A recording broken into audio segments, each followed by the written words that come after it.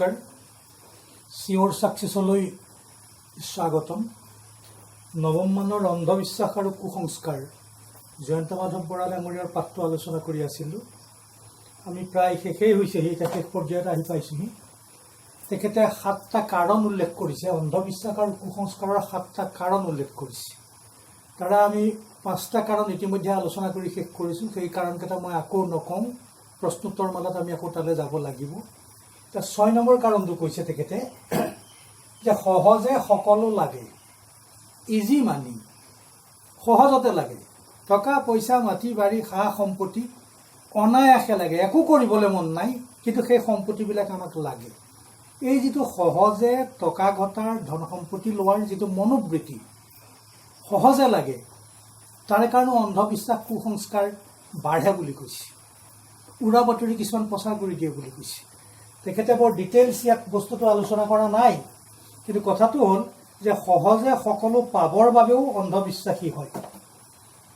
সৰু এটা উদাহৰণ তোমালোকে লোৱা। এটা বাতৰি শুনি গ'লা তোমালোকে যে অমুক ঠাইত বৰগছজোপাৰ তলতে কিবা মূৰ্তি এটা আৱিৰ্ভাৱ হৈছে। কথাটো সঁচা নে মিছা বেছি গমি পিটিও মানুহে নলয়। গৈ পেলাই চাই হয় তাতে গছজোপাতে কাপোৰ এখনো মেৰুৱাই থৈছে, তাৰ সন্মুখতে মূৰ্তি এটাও আছে, ত্ৰিশূল এডালো আছে। ক'ৰ পৰা কেনেকৈ আহি কি হ'ল সেই তাৰ উৎসটোৰ খবৰ নোলোৱাকৈ আমি বিশ্বাস কৰি ল'লোঁ, উৰা বাতৰিটো আমি বিশ্বাস কৰি ল'লোঁ। লাহে লাহে মানুহৰ সোঁত ববলৈ লাগিল।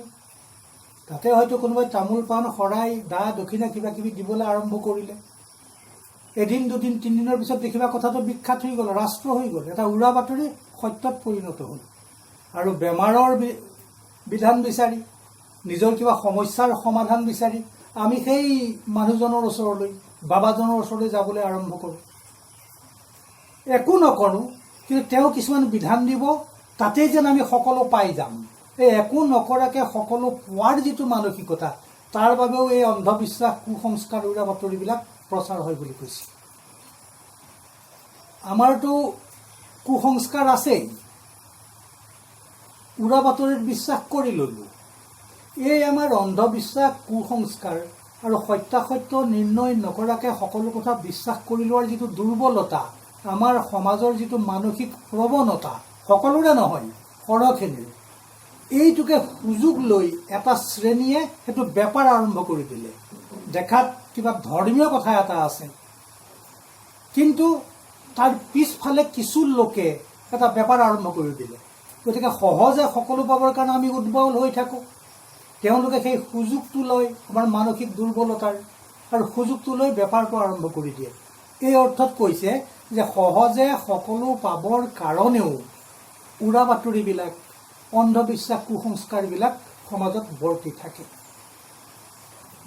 তাৰপিছত 7 নম্বৰ কাৰণটো কৈছে মনোবৃত্তি।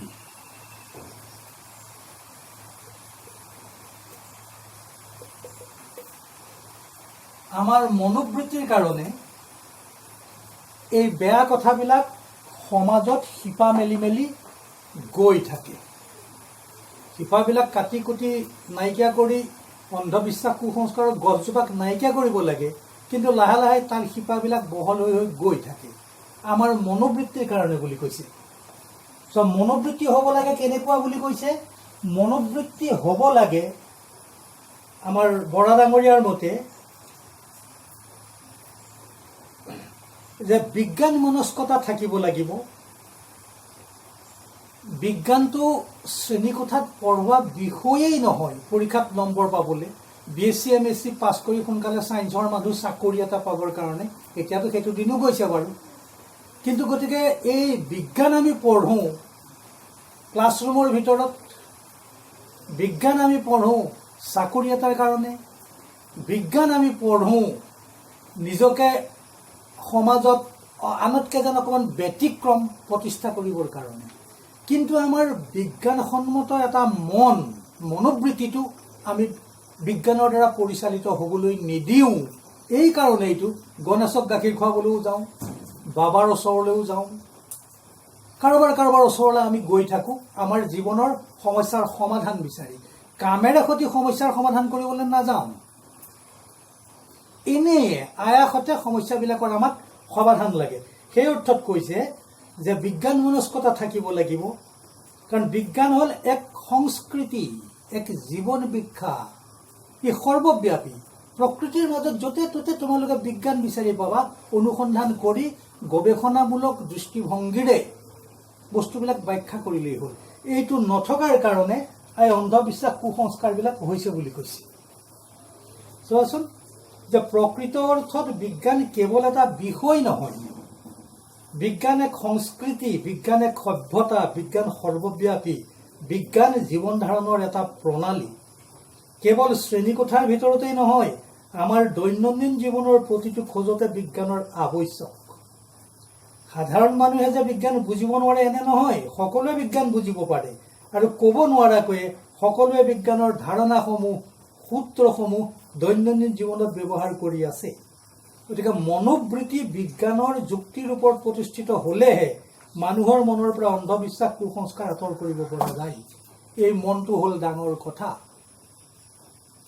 বিজ্ঞানৰ বহুত সূত্ৰ জানো, আমি চব জানো, আৰ্কিমিডিছকো জানো, নিউটনক জানো, গেলিলিঅক জানো, আইনষ্টাইনক জানো, সকলোকে জানো।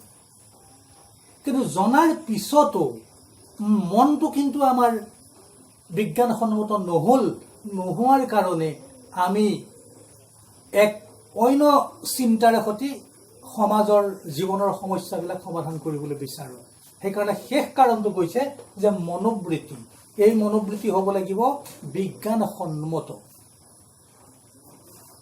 গতিকে এই 7টা কাৰণেই দিছে। এই কাৰণকেইটা আলোচনা কৰিলোঁ, মই বেছি আলোচনা কৰিবলৈ যোৱা নাই। এতিয়া কৈছে এইবিলাকক কেনেকৈ নিয়ন্ত্ৰণ কৰিব পৰা যায়। এতিয়া নিয়ন্ত্ৰণ কেনেকৈ হ'ব, কাৰণকেইটাতো ক'লে, এই কাৰণকেইটাই আমি এতিয়া নিয়ন্ত্ৰণ কেনেকৈ কৰিম, ইয়াত লেখক বৰাদেৱে আলোচনা কৰিছে। এই কাৰণকেইটাৰ উপৰিও তোমালোকে নিজাববীয়াকেও তোমালোকৰ সৃজনী শক্তিৰ সৈতে ভাবি কিবা কিবি উলিয়াব পাৰা। ইয়াত তেখেতে কৈছে মূল কথাটো হ'ল সজাগতা। মানুহৰ মাজত সজাগতা আনিব লাগিব যে এইবিলাক বেয়া। কেনেকৈ আনিব লাগিব তাৰ কেইটামান উপায় দিছে। যে স্কুলীয়া অৱস্থাৰে পৰা, সৰু সৰু অৱস্থাৰে পৰা ছাত্ৰ ছাত্ৰীসকলৰ মনত, তোমালোকৰ মনত, কালিলেতো তোমালোক ডাঙৰ হ'বাগৈ, গতিকে এতিয়াই যদি তোমালোকৰ মনত এই সজাগতাটো আনি দিব পৰা যায় যে এই কাৰণত সমাজত অন্ধবিশ্বাস কুসংস্কাৰ বৰ্তি থাকে, সেইবিলাক বেয়া আঁতৰ কৰিব লাগে, এই যিটো সজাগতা, এৱেৰনেছ, সেইটো আনিব লাগিব। তাৰ কাৰণে স্কুলীয়া অৱস্থাতে ৰচনা প্ৰতিযোগিতা, কুইজ প্ৰতিযোগিতা, বক্তৃতা প্ৰতিযোগিতা ইত্যাদি ধৰণৰ বিভিন্ন বিদ্যালয়বিলাকত অধ্যয়ন চক্ৰ বুলিবৰ এটা ভাগ থাকে ছাত্ৰ সংসদৰ নিয়ন্ত্ৰণৰ ভিতৰত। সেই অধ্যয়ন চক্ৰৰ জৰিয়তে বা অন্যান্য সভা সমিতি পাতি এই বিষয়বিলাক যদি আলোচনা কৰা যায়, তোমালোকৰ মনত যদি সুমুৱাই দিব পৰা যায় যে অন্ধবিশ্বাস পৃথিৱীৰ আটাইতকৈ গধুৰ বোজা, তেতিয়াহ'লে ডাঙৰ হোৱাৰ লগে লগে, বয়স বাঢ়ি অহাৰ লগে লগে সেইবিলাক লাহে লাহে লাহে লাহে নাইকিয়া হ'ব বুলি বৰাদেৱে আশা কৰিছে। ইয়াৰ উপৰিও তথ্যচিত্ৰ বনোৱাৰ কথা কৈছে।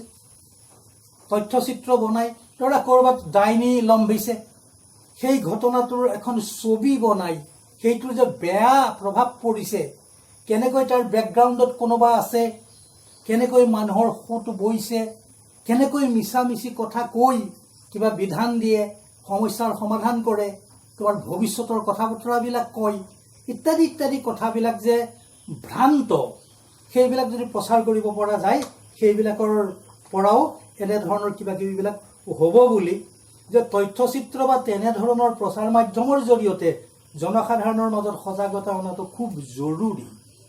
আজিকালি টিভিৰ চেনেলবিলাক ওলাইছে, তেওঁলোকে কথাটোৰ নেতিবাচক দিশবিলাক আলোচনা কৰি যে এইবিলাক বেয়া, এইবিলাকৰ প্ৰয়োজন নাই, সেইটো কৌশলৰে সৈতেও সমাজত সজাগতা আনিব পৰা যায়। মানে মূল কথাটো কৈছে নিয়ন্ত্ৰণৰ বাবে ৰাইজৰ মাজত সজাগতা আনিব লাগিব। কিহৰ সজাগতা? অন্ধবিশ্বাস কুসংস্কাৰ উৰা বাতৰি এইবিলাকৰ বিৰুদ্ধে, এইবিলাকে যে সমাজৰ প্ৰগতিত অন্তৰায় হৈছে, এইবিলাকে যে তোমাৰ মোৰ জীৱনত বাধা হৈছে, আমাৰ নিজৰ ওপৰত বিশ্বাস হেৰাই যায়, সেই বাবাজনৰ ওপৰত বিশ্বাস আহি যায়। নিজৰ কৰ্মক্ষমতাৰ ওপৰত আমাৰ বিশ্বাস নাই, আত্মবিশ্বাস আমি হেৰুৱাই পেলাওঁ। আমি কাৰোবাৰ চৰণত গৈ লুটি খাই পৰি তেওঁৰ কথা বতৰাৰে সতিহে যেন আমি জীৱন পৰিচালিত কৰিম। এই যে নিজৰ ওপৰত আত্মনিয়ন্ত্ৰণ, আত্মবিশ্বাস, আত্মমৰ্যাদা, স্বনিৰ্ভৰশীলতা, এইবিলাক হেৰাই যায়, পৰনিৰ্ভৰশীলতা বাঢ়ি যায়। এই কথাবিলাক সজাগ কৰিব লাগিব বুলি কৈছে।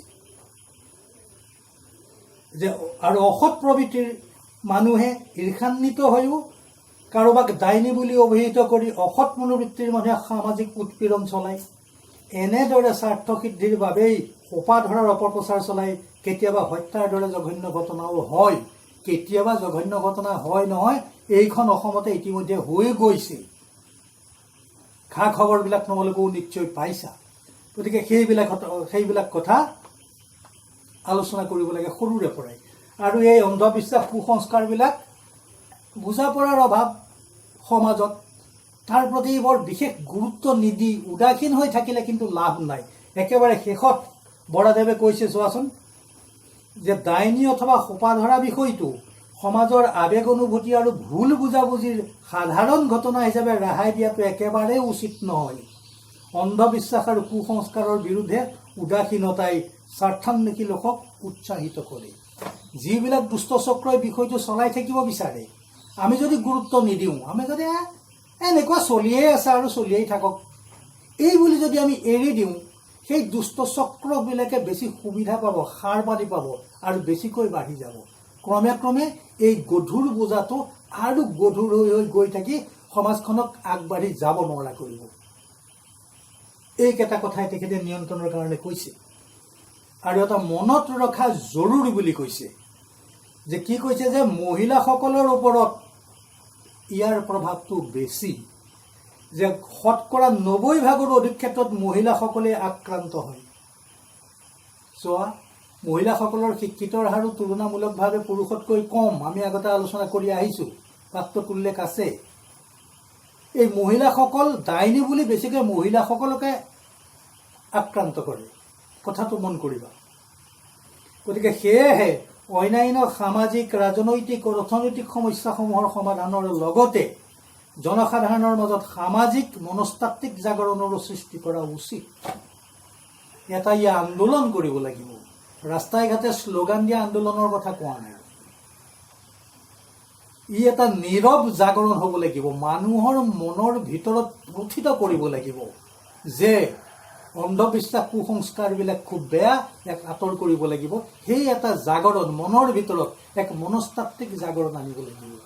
আমাৰ মনবিলাক, তোমালোকৰ মনবিলাক সাৰুৱা কৰি ৰাখিব লাগিব, য'ত যুক্তিবাদী চেতনাই ভৰ ভৰকৈ গঢ় লৈ উঠে।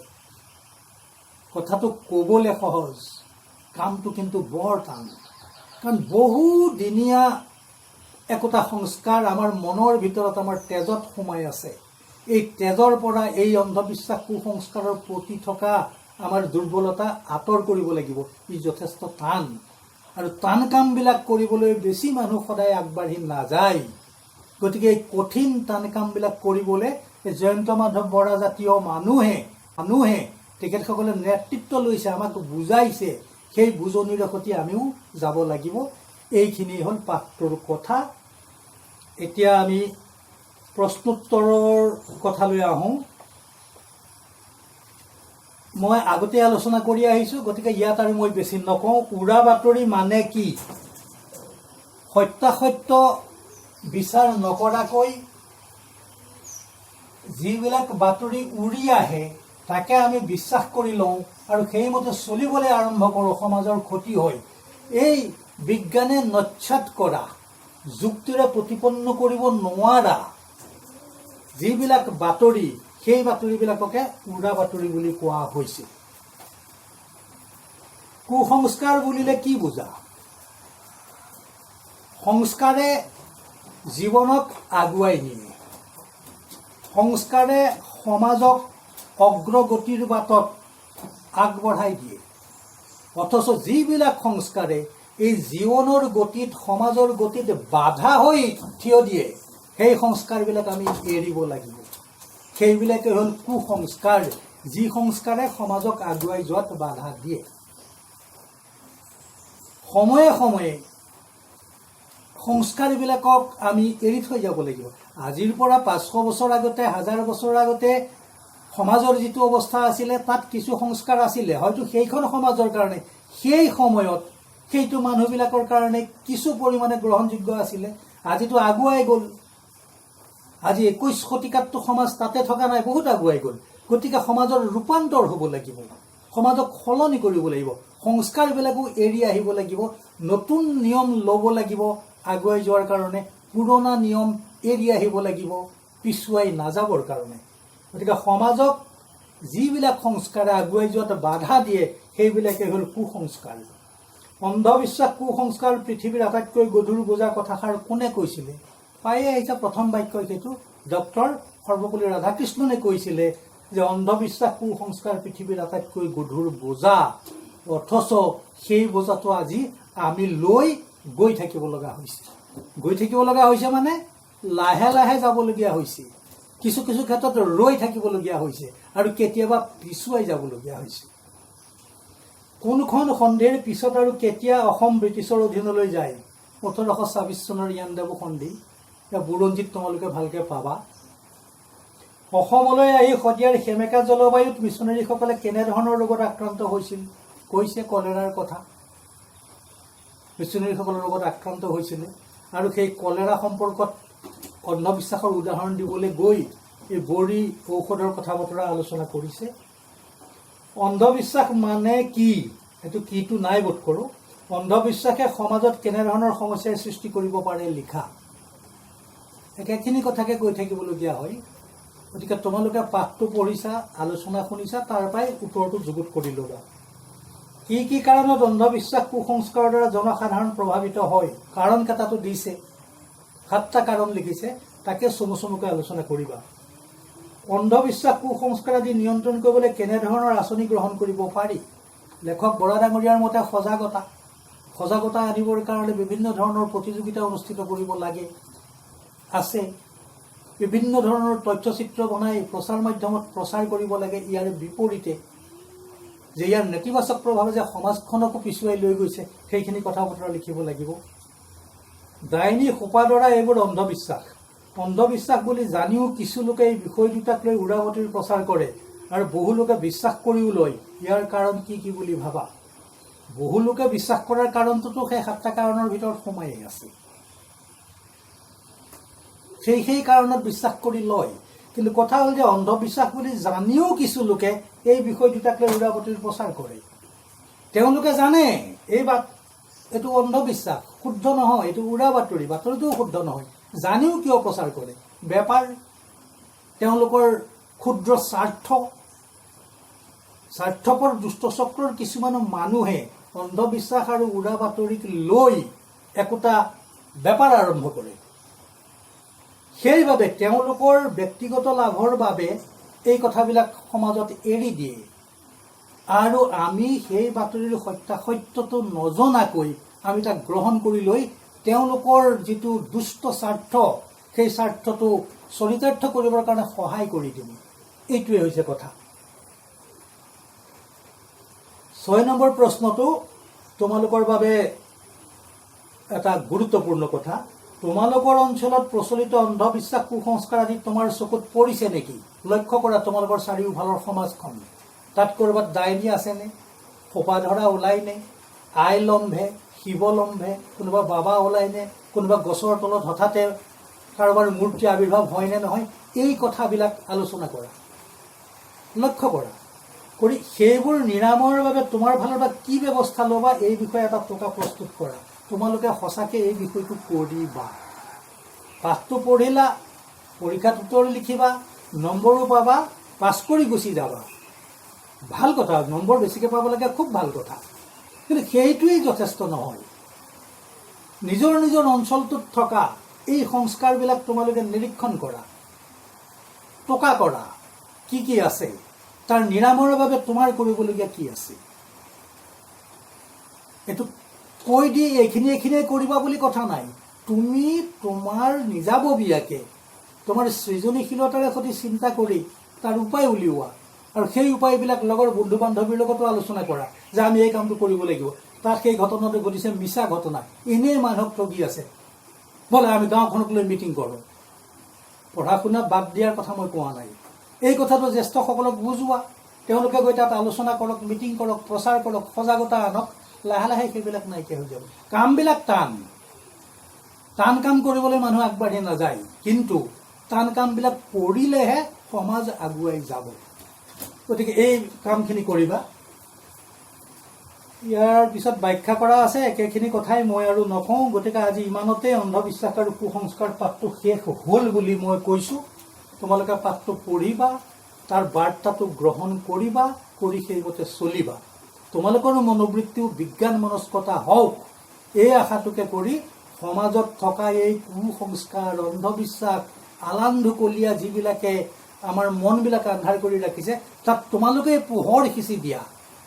সেই পোহৰত আমি জ্যেষ্ঠবিলাকৰ মনৰ ভিতৰৰ মলিবিলাকো আঁতৰাওক, এই কামনাকে কৰি অন্ধবিশ্বাস কুসংস্কাৰ ইমানতে সামৰি তোমালোকৰ পৰা বিদায় লৈছোঁ। নমস্কাৰ। সুখেৰে থাকা, শান্তিৰে থাকা, ঘৰতে থাকা।